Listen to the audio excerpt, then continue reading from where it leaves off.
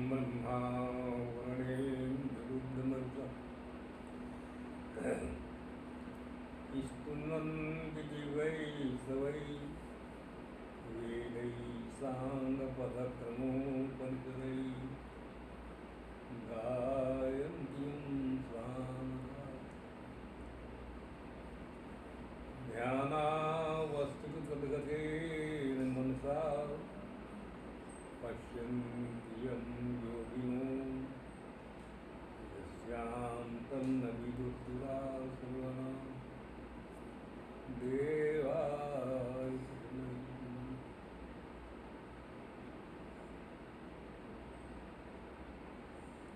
सम्मानित बंधु,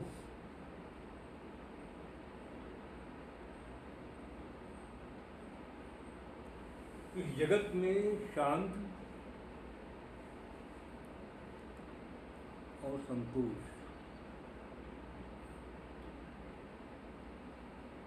की उपलब्धि के लिए मानव सतत प्रयास करता है।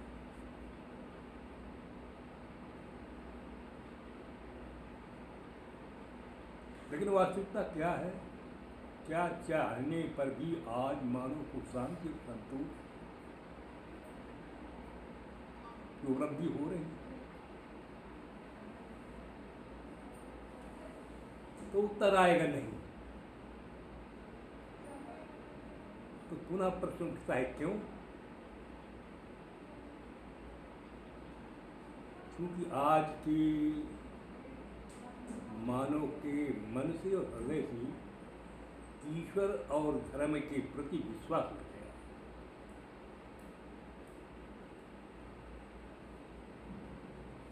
इस संसार में दो प्रकार के मनुष्य हैं। एक तो धर्म और ईश्वर में विश्वास रखने वाले, दूसरे हैं न रखने वाले। जो धर्म और ईश्वर में विश्वास रखते हैं, व्यास नारायण की भाषा में उनको आस्तिक कहकर के पुकारा जाता है। और जो नहीं रखते हैं तो ठीक इसका उल्टा वो नास्तिक कहे जाते हैं।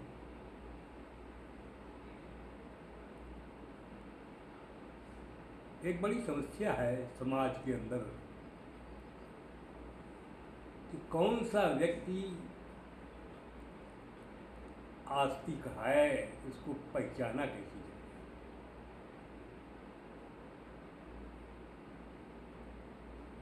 जो पहचान का स्थूल तरीका है, तो ऊपरी परिवेश है ना, इनको देख करके अनुमान लगा लेते हैं लोग आस्तिक हैं। वस्तुओं के रंग को देख करके, है ना, और भी तमाम चीजें हैं, है ना। लेकिन ये ऊपरी जो परिवेश है, तो इनको तो लेबल और फर्नीचर मानो।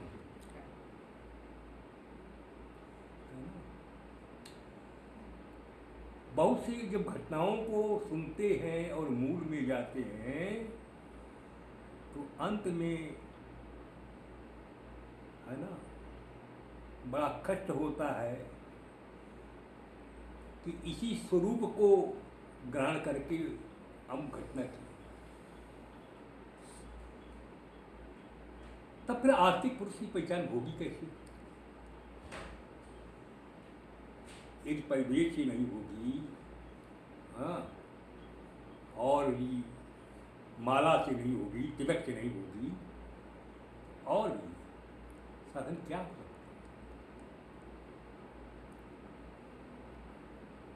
आस्तिक पुरुषों की पहचान हृदय के विचारों और व्यक्ति के कार्यों से, समाज में उसके कार्य और व्यवहार कैसे है ना, और उसके हृदय के विचार कैसे। श्रीमद् भागवत महापुराण में द्रौपदी का नाम आता है ना। जो द्रौपदी अपने सद्विचारों से, अपने व्यवहारों से, अपने कार्यों से अपने को ऐसा बना लिया है कि भगवान कृष्ण उसको कृष्णा के पुकारते है ना। सुनो द्रौपदी को, महाभारत की युद्ध की समाप्ति है करीब। पांडव शिविर में द्रौपदी और कुछ दासियां हैं, सारे अन्यायी मारे जाते और यहाँ तक कि वो नेतृत्व करने वाला कौरवों का दुर्योधन, जिनकी भयंकर गदा के द्वारा प्रभावित, रात्रि की वेला है, कराह रहा है।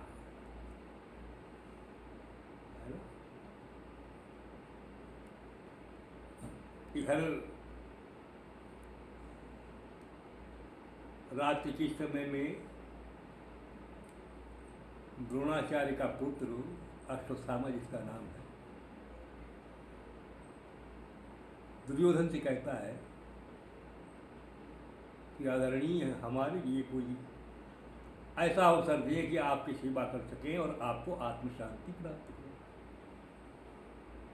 तो दुर्योधन ने उत्तर दिया, मित्रवर, यदि हम मरने के पहले सुन लेते हैं, कान पड़ जाता है कि पांचों पांडव समाप्त हो गए, तो हमें शांति हो जाए। अश्वत्थामा ने आश्वासन दिया कि पांचों पांडवों के हम सिर काट के उनकी हत्या कर दें। अश्वत्थामा रात्रि की बेला पांडव से वही पहुंचा।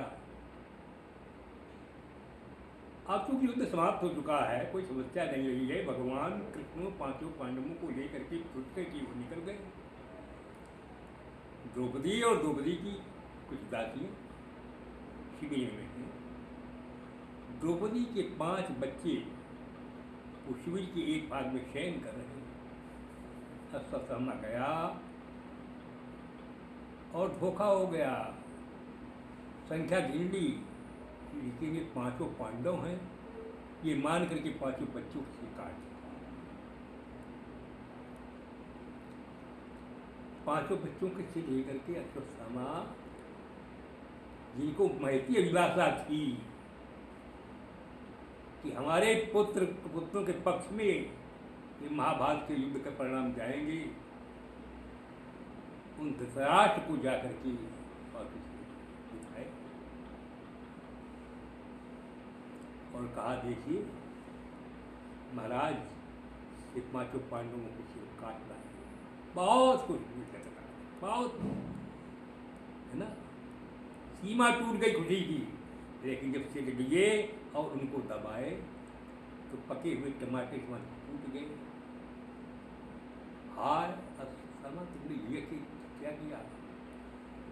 हमारे वंश का मूलोच्छेदन तुमने कर दिया। ये तो 5 पुत्रों के सिर हैं, ये द्रौपदी के बालक हैं, ये तुमने क्या किया? अश्वत्थामा अपनी शिविर पहुँच गया, वापस हो गया। इधर शिविर का हाल देखिए, प्रातः हुआ, बहुत देर तक बच्चे जागे रही। एक दासी को लिया, दासी आज बेटे नहीं उठे हैं। द्रौपदी ने कहा उनको जगाओ।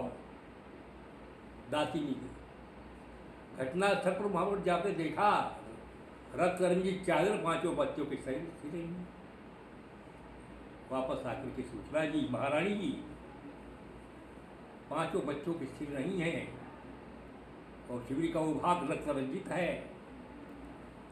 द्रौपदी की क्या स्थिति हुई, जिस माँ की गोद छूनी हो जाए, 5 बच्चे न रहे, क्या चाहो। याद ने लिखा, माता शिशुराम निधनम सुपानां निशाम घोरम परितापमानं तदा रुदतु वाष्पकलाकुलाक्षी तां तां त्वयन्ना किरीटमाली।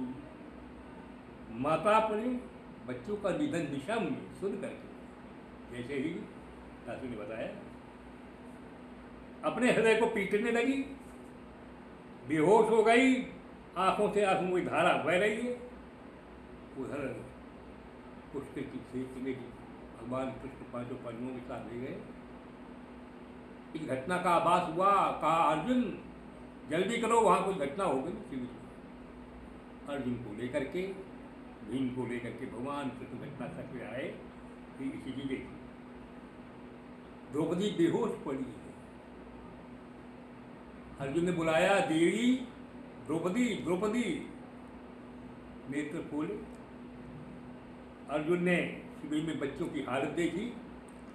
अर्जुन ने संकल्प लिया, तदा शुचस्ते प्रमजामि भद्री यद ब्रह्म बंधो शिर आततायिनः गांडीव मुक्तै विशिखैरुपाहरै त्वाक्रम्य यदश्ना शशिदाग्धपुत्रा। द्रौपदी मुझे पता है पुत्रों के अभाव में तुम्हारा हृदय चल रहा है। मैं प्रतिज्ञा लेता हूँ तुम्हारे शोक को उसमें दूर करेंगे। किस तरीके से? तदा शुचस्ते प्रमजामि भद्री यद ब्रह्म बंधो फिर आततायिनः। कृष्ण को देखा अर्जुन ने और संकेत किया, गोविंद पता लगाओ कि घटने के बीच में कौन है। भगवान कृष्ण उत्तर दिया, वही तुम्हारे आचार्य द्रोण का पुत्र अश्वत्थामा। तो यद ब्रह्म बंधु, अर्जुन ने कहा यद ब्रह्म बंधु। देखिए आतताई, हत्या करने वाला आतताई है, लेकिन यहाँ ब्राह्मण है तो व्यास ने ब्रह्मबंधु लिखा है। हत्या करने वाले ब्राह्मण को ब्रह्मबंधु कहा गया है संस्कृत में। बहुत से ऐसे शब्द हैं, कहने में बहुत अच्छे हैं, कहने में वो जब उनका अर्थ दिया जाए तो बड़ा निकृष्ट है। जैसे देवाराम प्रिया शब्द है, देवाराम प्रिया, तो उसका शाब्दिक अर्थ क्या है? देवताओं का प्यारा, लेकिन उसका अर्थ है देवाराम प्रिया माने महामूर्ख। देवाराम प्रिया का अर्थ है महामूर्ख। जैसे ही अर्जुन को मालूम हुआ तो जत ब्रह्म बंधु ये आततायिना, आताई है, भले ब्राह्मण हो, इसी स्थान पर पकड़ के लाऊंगा, उसका निकाल दूंगा, उसके शिराओं से निकलने वाले रक्त से अपने पुत्रों की आत्मा के लिए तुम्हारे सामने तर्पण करूंगा, तर्पण करूंगा। तुम्हारा शोक शुरू हो गया है ना। गोविंद रथ तैयार करो। भगवान कृष्ण रथ पर बैठे, अर्जुन बैठे, सीधे रथ चला है अश्वत्थामा। रात में अश्वत्थामा को नींद नहीं आई। सोच रहा अर्जुन के हैं पुरुष से कैसे बचाव होगा। रात भर जागता रहा। प्रभात हुआ, देखा बड़ी तेजी से भगवान कृष्ण रथ आगे चले आए। डर के कारण अश्वत्थामा अपना शिविर छोड़ करके भाग खड़ा हुआ। भगवान कृष्ण का, अर्जुन देखो पुत्र की हत्या करने वाला ये भगा, ये अश्वत्थामा ही ज्यादा है ना। तेजी से औरत दौड़ा तो बचाव के लिए अश्वत्थामा ने है ना आचमन किया, अपने को आत्मशुद्धि की और ब्रह्मास्त्र का है ना अर्जुन की दिशा के लिए अर्जुन को चला दिया। जलता हुआ ब्रह्मास्त्र चला है। भगवान कृष्ण को चिंता हुई, अर्जुन शरणागत हो गए कृष्ण के। भगवान कृष्ण क्यों चिंता कर रहे हो? ब्रह्मास्त्र चलाया, ब्रह्मास्त्र के लिए तुम्हें भी आज हम ब्रह्मास्त्र दे रहे हैं। भगवान कृष्ण ने अर्जुन को ब्रह्मास्त्र दिया। वो ब्रह्मास्त्र के बदले में अर्जुन ने ब्रह्मास्त्र चलाया, दोनों टकराए, त्रिलोक के मंडल में आग की चिंगारियां फैल गई। भगवान अर्जुन ने कहा ये क्या हुआ? गोविंद, भगवान कृष्ण की चिंता करो, पीताम्बर डाल दिया मुंह पर और अंजलि बांधी, तीनों लोगों की चिंगारियाँ ब्रह्मास्त्रों से जो उत्पन्न थी भगवान कृष्ण ने एक एक रूप मान कर ली और सारे देश की रक्षा की। अर्जुन से कहा, अर्जुन इस ब्रह्मास्त्र का चलाना जानता था, वापस करना ये नहीं जानता था, अब शक्तिहीन हो गया है, रस्ते कूदो पकड़ लो, है ना। अर्जुन रस्ते कूद करके अश्वत्थामा को पकड़े और पकड़ करके लाए पशुम रचनाया यथा, जैसे जानवर बांधा गया है खूंटे में कस के, उसी तरीके से कस करके पशुम रचनाया यथा, रस्ते से कस करके बांधा, शिविर के पास में आ गए। द्रौपदी है यहाँ रात में कोई। अर्जुन ने कहा, द्रौपदी हत्यारा आ गया है ना, इसके साथ कैसा व्यवहार किया जाए। अब देखो दोनों ही स्थितियाँ हैं, 5 पुत्रों की लाशें पड़ी हैं, उन पुत्रों की माँ खड़ी है, हत्यारा खड़ा है ना। अब हत्यारे के तरीके भी देखो कैसे खड़ा है, तथा हर्षम व्यक्त लिखा, तथा हर्षम उस तरीके से लाया गया, कैसे बांध कर लाया गया, तथा हर्षम पाशुबद्धम अवांग मुखम कर मजुगुन, अवांग है, नीचे की तरफ सब झुकाए। अरे ब्राह्मण बालक होकर के हत्या जैसा कुकर्म करने वाला कभी समाज में मुंह उठा करके चलने योग्य होता है? तो व्यास जी का अवांग मुखम, नीचे गर्दन झुकाए। और ये है द्रौपदी का व्यवहार लीजिए, मैंने कहा था है? अरे जो आस्तिक होते हैं उनकी विचार हृदय के विचारों और कार्यों होती हैं, की जानी चाहिए। इधर ये हत्यारा खड़ा, उसकी ये दशा है। अब द्रौपदी का व्यवहार, निरीक्ष कृष्णा, कृष्णा ने यहाँ पर कृष्णा शब्द का प्रयोग किया है जैसे कृष्ण की भक्त हैं। निरीक्ष कृष्णा पकड़तम गुरुसुतम, ये अपकार हमारे गुरु के पुत्र ने किया है, तो बामा स्वभावा कृपया न, मुझे आचार्य पक्ष का सम्मान करते हुए उस हत्यारे के चरणों में अपना सिर झुकाया। ये आस्तिक होते हैं, अपने 5 पुत्रों के लाशों का दुख इतनी बड़ी समस्या का देखकर जो हत्यारा सामने उपस्थित है उसके चरणों में वंदन किया। अर्जुन ने सोचा ये क्या हो रहा है, द्रौपदी को कह रहा है ये मारो। पुनः एक बार अर्जुन ने पूछा, द्रौपदी क्या व्यवहार होना चाहिए?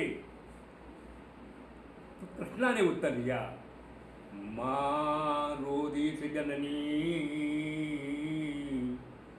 गौतमी पति देवता, मैं चाहती हूँ इसने हमारे पुत्रों को मार दिया, लेकिन अपनी माँ का एकलौता है, हमारी गुरुमाता गौतमी जी, यदि हम मार देंगे तो जैसे आप 5 के वियोग में रो रही हैं, अपने इकलौते के वियोग में अवश्य हमें गुरुमाता है रोई। आप बार बार पूछते क्या करना चाहिए? तो माँ रोदित जननी, मैं पुत्रों के वियोग में रो लूंगी, लेकिन हमारी गुरुमाता अपने इकलौते पुत्र के वियोग में मार होगी, उनका एक आंसू नहीं आना है। अर्जुन ने मैंने विचार किया है, अब तो पूरा दया भाव पैदा हो गया है। बगल में भीम खड़ी हुई थी, इस अश्वत्थामा को तुरंत मार देना चाहिए, इस फेवर में थे, तुरंत मार दे जाए। अर्जुन ने कहा भीम, जब भीम को बुलाया, भीम ने कहा अर्जुन तेरी हिम्मत ना पड़ रही हो तो मैं गदा लेकर के आगे बढ़ रहा हूँ, इसको हत्या करूंगा। अब अर्जुन भगवान कृष्ण की ओर देख रहे हैं, क्यों? भीम चाहते मार दिया जाए, द्रौपदी चाहती है छोड़ दिया जाए, कौन निर्णय करेगा? भगवान कृष्ण को देख लगे। भगवान कृष्ण बोले, ब्रह्म बंधु न हंतव्या और आतताई बधागना, दोनों भाषाएं बोले भगवान कृष्ण। ब्रह्म बंधु न हंतव्या, यदि ब्राह्मण हत्यारा हो तो न हंतव्या, न मारा जा। अब आतताई बधारणा, और आताई का तुरंत वध किया जाए, यही उसी पर। ऐसा लगता है व्यास का पक्षपात है, पक्षपात नहीं, पक्षपात नहीं है ना। आप विचार करें, ब्रह्म बंधु नाम है हत्यारे ब्राह्मण का, लेकिन न हंतव्या, उसको जान से न मारा जाए बल्कि मुक्त किया जाए। एक इंग्लिश में शब्द होता है डबली डाइंग, दोहरी मृत्यु। रामकृष्ण मनुष्य में चौपाई संभावित का अपयश लाहू, सम्माननीय व्यक्ति के लिए अपयश मृत्यु से बढ़कर है। क्या ब्राह्मण का बालक होकर के हत्या जैसे काम करेगा? और कौन सा ब्राह्मण? इसके लिए मनुस्मृति में लिखा हुआ है, एतद् देश प्रसूतस्य सकाशात् अग्रजन्मनः संसंचरितम शिक्षेरम पृथिव्याम सर्व मानवा।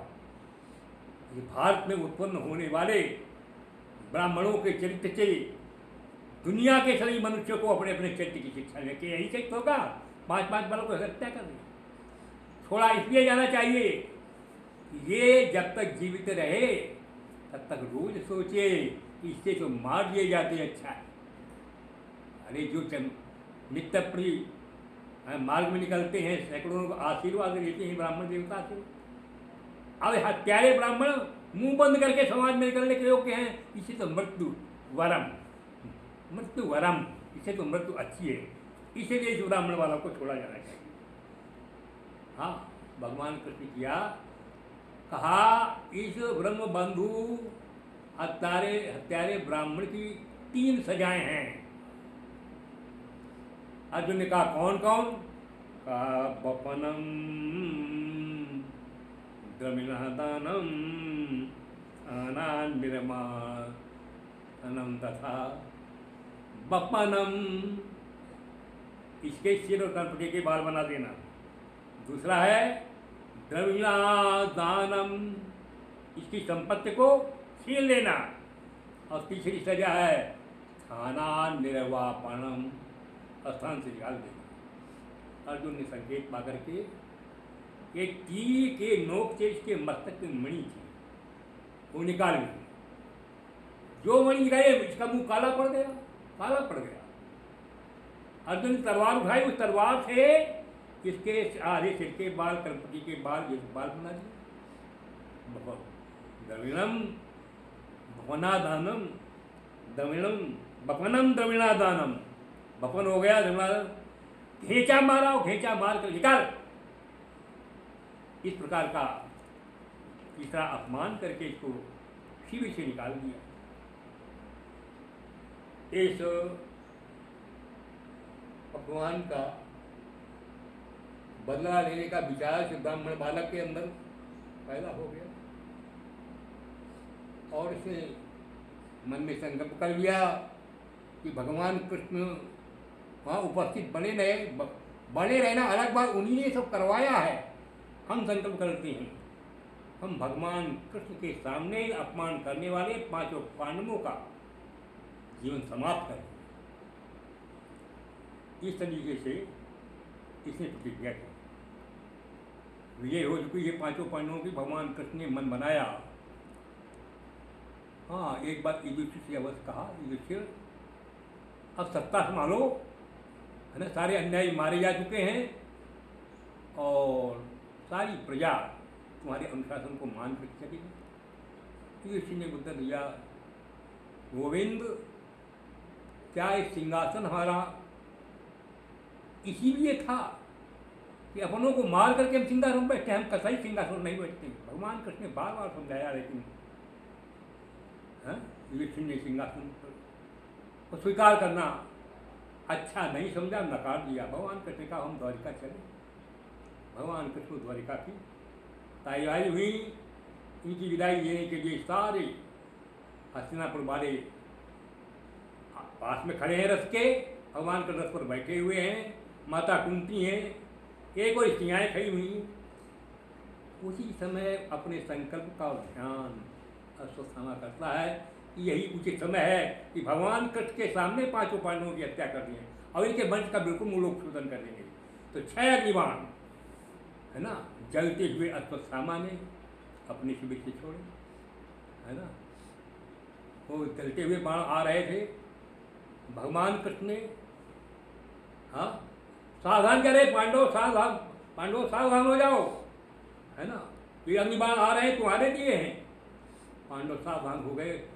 उन पांचों बाणों को भगवान कृष्ण अंजलि रखे पाने लगे। छठा बाण जहाँ वो स्त्रियाँ खड़ी थी, स्तोत्र कर रही थी, भगवान कृष्ण के जाने के समय का, है ना, उसमें उत्तरा भी थी, अभिमन्यु की पत्नी, वो भी स्तोत्र कर रही थी। छठा अग्निबाण हाँ मुँह खुला हुआ था, उनके प्रवेश करके गर्भस्थ शिशु को काटने लगा। वो उत्तरा व्याकुल होकर के स्त्रियों को चीरती हुई भगवान कृष्ण के रथ के सामने आए, पैर पकड़ लिए और क्या कहा, पाहि पाहि महायोगी। यहाँ संबोधन किया है, हाँ गजब का किया है व्यास जी का। पाहि पाहि महायोगी, महायोगेश्वर, ये संबोधन कृष्ण को किया है।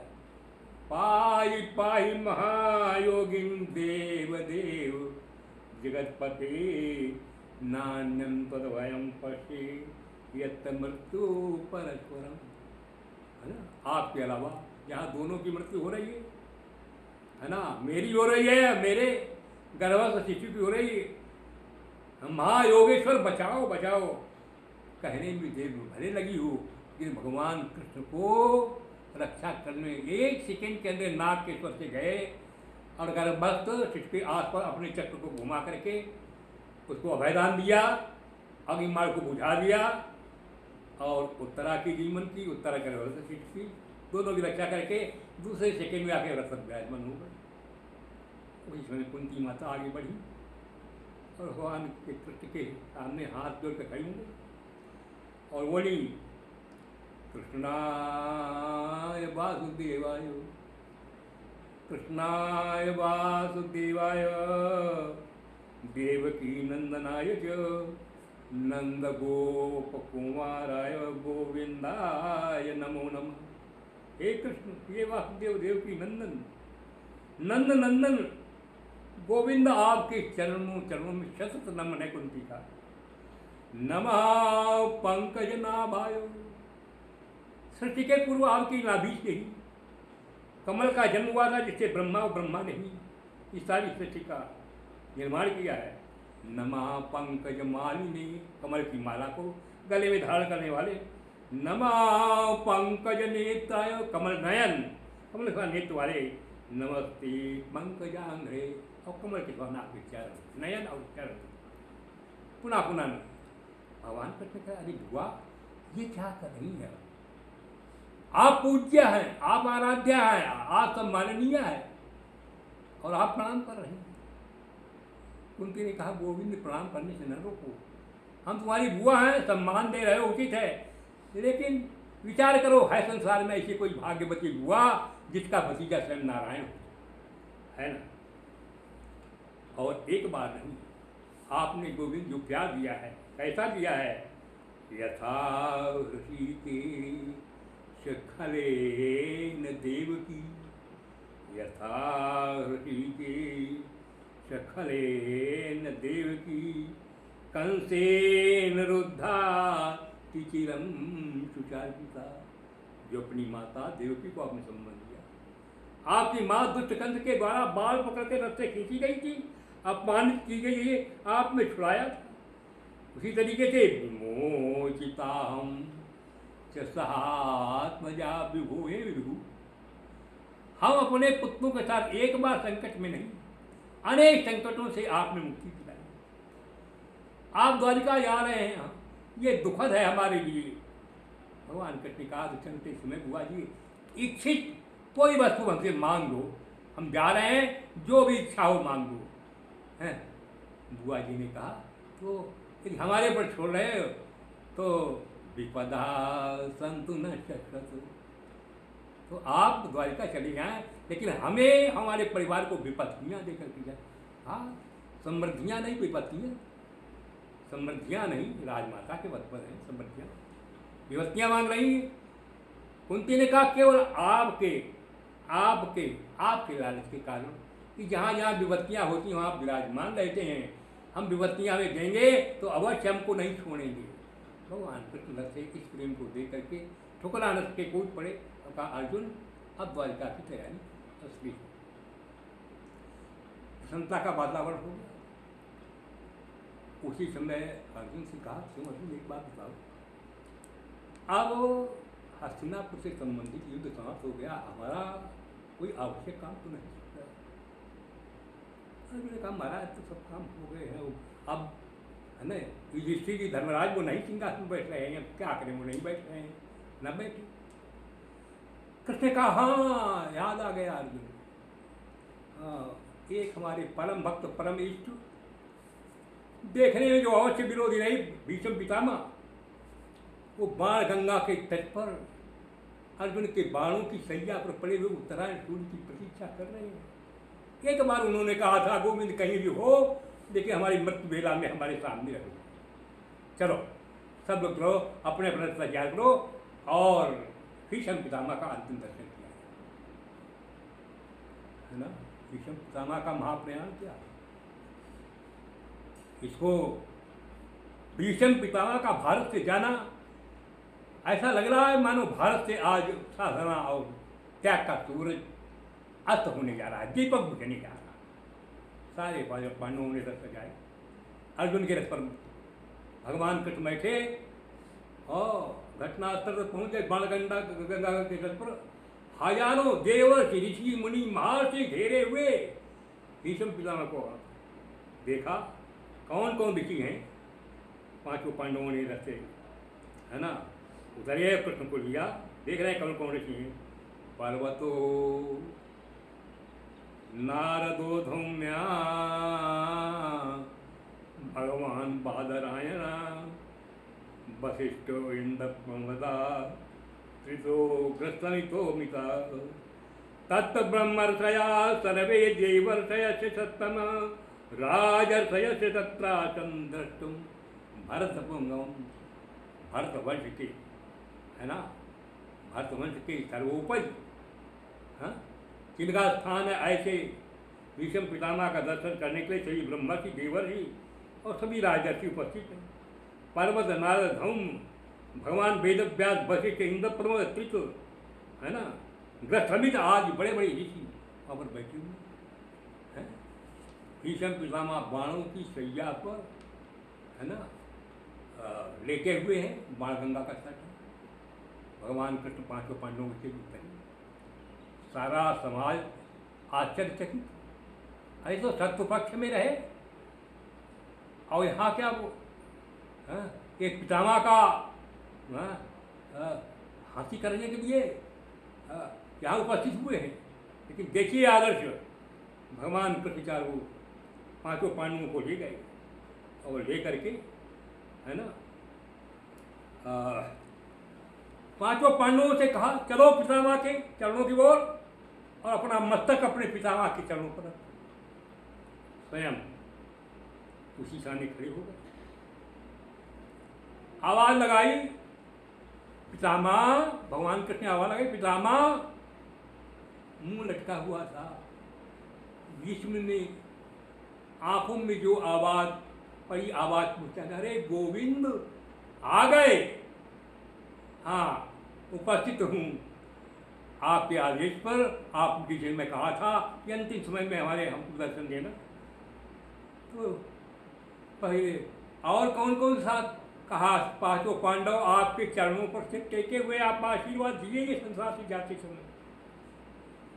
कहा गोविंद हमारी थोड़ी सिफारिश कर दीजिए। कहीं सिफारिश, कहा अर्जुन से कहिए हमारा मुंह लटका हुआ हम देख नहीं पा रहे हैं, केवल एक और एक बाण हमारे सिर में उसका दान और दे दिए, हमारा सिर वो तकिया का सर ऊंचा हो जाएगा, हम देख सकेंगे, उनको आशीर्वाद देंगे। प्रणाम हुआ, भगवान के संकेत पर अर्जुन ने एक बाण और मारा है ना, सिर ऊंचा हो गया है। अब यहाँ पर है भगवान कृष्ण से निवेदन किया था गोविंद वचन के सच्चे और पक्के। एक केवल निवेदन है कि सदैव देव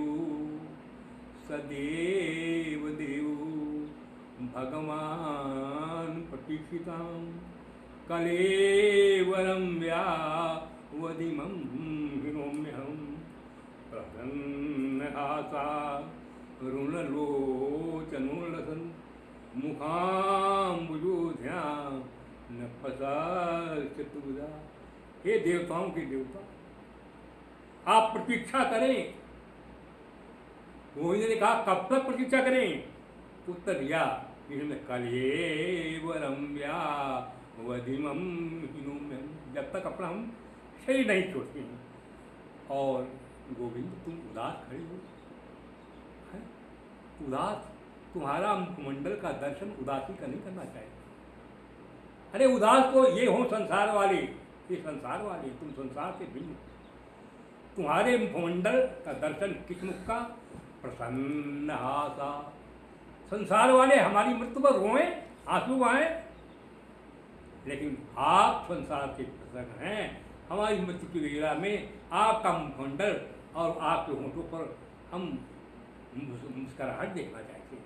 तब प्रसन्न हासा रुणलोचनोल्लसन्, आपके लाल लाल नेत्र, मुख पर मुस्कुराहट, कमल के समान आपका है ना मुखमंडल, है ना, हमारे ध्यान पसंद में, हमारे ध्यान पसंद में हाँ आने के लिए इस रूप का चतुर्भुजा आपके चार बायों, इस रूप में हम आपका दर्शन करते हैं। इसी समय भगवान हैं कृष्ण के समक्ष भीष्म पितामह ने धर्मराज युधिष्ठिर को अनेक धर्मों की शिक्षा दी। दान धर्मान, राज्य धर्मान, मोक्ष धर्मान विभागशः, त्रिधर्मान भगवत धर्मान समाज सभ्य सहयोगता। दान धर्म की शिक्षा, राजनीतिक शिक्षा, मोक्ष धर्म का शिक्षा, स्त्री धर्म का, भगवत चरित्र शिक्षा, तमाम प्रकार की धार्मिक और लौकिक शिक्षाएं युधिष्ठिर को दी। युधिष्ठिर का वो अज्ञान हम सिंहासन पर नहीं बैठेंगे, कृष्ण की नहीं माने गई। भीष्म पितामह के द्वारा दी हुई शिक्षा को नकार न सके और युधिष्ठिर के मन में आ गया कि सिंहासन पर बैठना हमारा उचित है ना। अब धर्मम प्रबदता तत्, धर्म की चर्चा करते हुए भीष्म पितामह को इस तरह चर्चा होती रही। सकाल समुपस्थिता, वो काल आ गया। कौन सा? यो योगिनो आसन्न मृत्यु वांछन्ति उत्तरायण, उत्तरायण का वो समय आ गया। अब कुछ मिनट रहने वाले हैं उत्तरायण के, सूर्य का संक्रमण होने वाला, सूर्योदय होने वाला है, कुछ समय रह गया है। अब उस थोड़े समय के थोड़े विचार और रह गए है ना। अब भीष्म पितामह ने किया, अपनी वाणी, शरीर शिथिल है, अपनी वाणी को रोक दिया उन्होंने, अब कुछ कह नहीं पा रहे। तदोपसंग्रह गिरा शास्त्रणी विमोक्षसंगा मन आदिपुरुषी। तदोपसंग्रह गिरा शास्त्रणी। हाँ, यहाँ पर व्यास ने एक शब्द का ऐसा कमाल का प्रयोग किया है, शास्त्रणी संबोधन किया है। तदोपसंग्रह, शास्त्रणी कौन? शास्त्रणी पर विचार करना है। तदोपसंग्रह, 1000 सैनिकों पर कंट्रोल करने वाले को रथी कहते हैं। 1000 सैनिकों पर का जो उसका ऑफिसर हो, अधिकारी हो, उसको रथी कहते हैं। और हजारों रथियों के ऊपर कंट्रोल करने वाले को महारथी कहते हैं। शास्त्रणी शब्द का अर्थ है महारथी। महारथी ये सेना में होता है ना, कर्नल होता है, कर्नल होता है, लेफ्टिनेंट होता है और भी ब्रिगेडियर होता है, लेकिन सबसे ऊपर वाले को मार्शल की संज्ञा दी जाती है। मार्शल, चीफ मार्शल की। तो कौरवों को सेना के चीफ मार्शल है। एकदम शरीर छूटने वाला है, लेकिन व्यास जी ने कमाल का एक शब्द शास्त्रणी शब्द का प्रयोग किया है।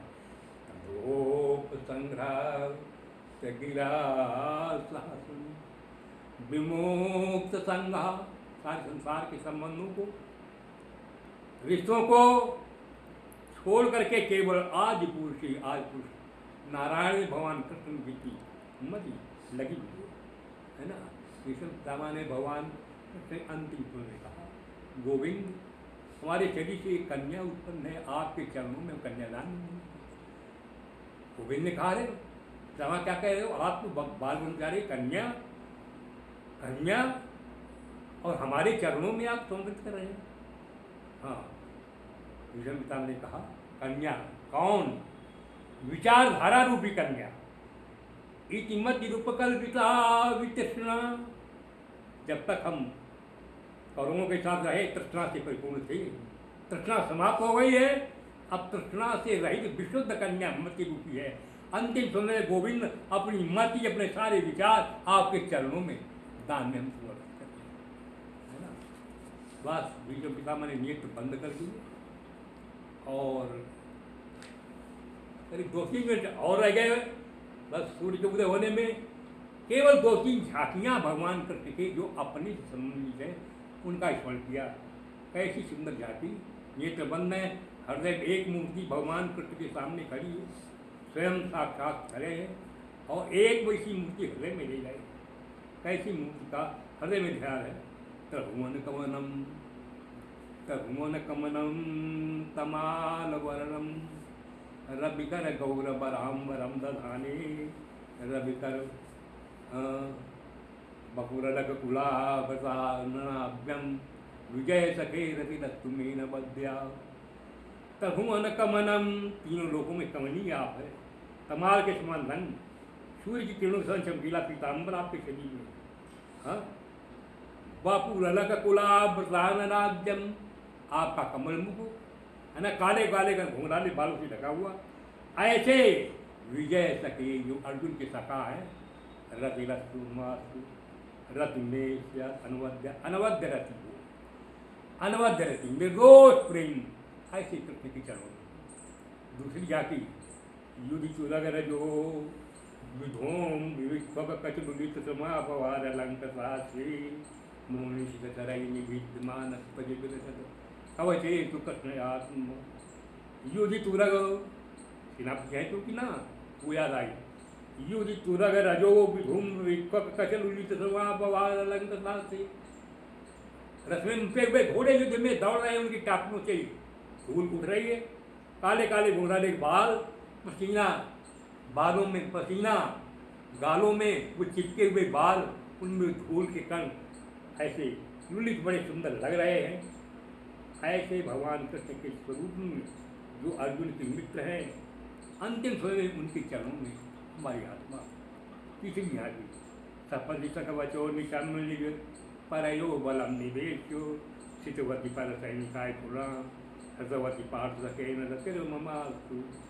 सपदि सखी बचो निशम्य, अपने मित्र अर्जुन की आदेश को सुन करके अपने और पराए, अच्छा दोनों दलों के बीच में रसम निवेश, रस को खड़ा कर देते भगवान कृष्ण हाथ में, शितवती रस खड़ा करने पर सैनिकाय खुना हृदवती, और देख देते हैं चारों ओर। भगवान के कृष्ण के देखने से ही वो जो सारे शत्रु के सैनिक हैं उनकी आयु समाप्त हो जाती है। अर्जुन तो निमित्त मात्र हैं, बाण छूट के गिर पड़े, केवल अपने दृष्टि रूपी बाण से भगवान कृष्ण ही मार रहे हैं। हाँ, एक उस झांकी का भी स्वयं निगम पहाय मत प्रतिज्ञा, वाह कृष्ण तुमने प्रतिज्ञा की थी महाभारत की, हम आज तक ग्रहण करें। मैंने प्रतिज्ञा की थी अर्जुन, हाँ, कि तुम प्रतिज्ञा तुम की है और सब ठीक है, लेकिन हम तुमको शस्त्र ग्रहण करके ग्रहण करा लेंगे। तो हमने इतने बाण चढ़ाए अर्जुन को तोप दिया। उसमें भीष्म के बाण से मार से माची गात पार पुकारो पाई पाई चलना दो। अर्जुन शरणागत हो गए तो रथ का पहिया उतर, रथ चक्रो धृतरथ चरणों, अब चालो रथ का पहिया उतार दिया और सुदर्शन की तरह घुमा करके मेरी ओर दौड़े। मैंने धनुष बाण आपके चरणों पर डाल दिया था। जब हमने कहा इष्ट देव यही देखना चाहिए, भगवान कृष्ण का हमारी प्रतिज्ञा है, प्रबल प्रेम के पाले प्रभु को नियम बदलते ये का, हमारा एक भक्त बचा और एक भक्त का संकल्प रहा हमारा टूटे टूटे, है ना। ये हमारा संकल्प था भगवान कृष्ण। इस प्रकार की ज्ञान को स्मरण करने करते कृष्णम कृष्णे एवं भगवती मनो वाग बुद्धि दृष्टि, मन वाणी बुद्धि और दृष्टि सबसे भगवान कृष्ण को ही स्मरण करते हुए आत्मान आत्मान